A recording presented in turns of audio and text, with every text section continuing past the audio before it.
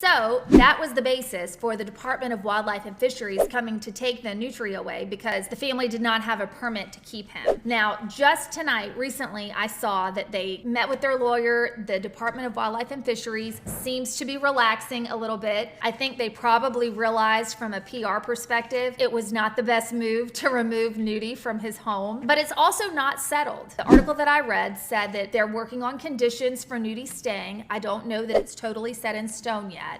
So when I looked at the statute about the permits, I tried to think of some arguments that Neuty's family could make in order to keep Neuty. One tactic that they could take is the statute was written for wild animals. And at this point, arguably, Neuty is not a wild animal anymore. I have looked at Neuty's TikTok page and that nutria is living well. It's clear that he has been domesticated. He would not be able to survive in the wild at this point, given the last 2.5 years of his life. So that's one stance they could take. And then also the statute is written, admittedly for breeders, but the way it's worded is that it's directed towards the people that are in the business of raising, exhibiting, and selling the non-game quadrupeds. And obviously, Neuty's family is not a breeder. They're not in the business of exhibiting or selling any animals. However, they obviously are in the business of raising them, and it's not a for-profit business for them, but they could easily make the argument that they have raised this nutria from the time that it was born until now, and hopefully argue for an exception and be allowed to get a permit to keep him. And the permits are not very expensive. I think it was $20 for a year, and they would have to redo it every year. But that hopefully is going to be an avenue for them to be able to keep Neuty. When I first heard about Neuty, I got excited because I saw that Neuty actually lives in my neighborhood. I'm right around the corner from Neuty, and when the article came out on Wednesday, I immediately thought, man, I'm gonna bring my kids over and see if we can meet Neuty. So to Neuty's family, if you have any questions, I'm literally right around the corner from you, and I'm rooting for you, and I know that thousands of other people in New Orleans are rooting for you as well. So good luck to you and Neuty.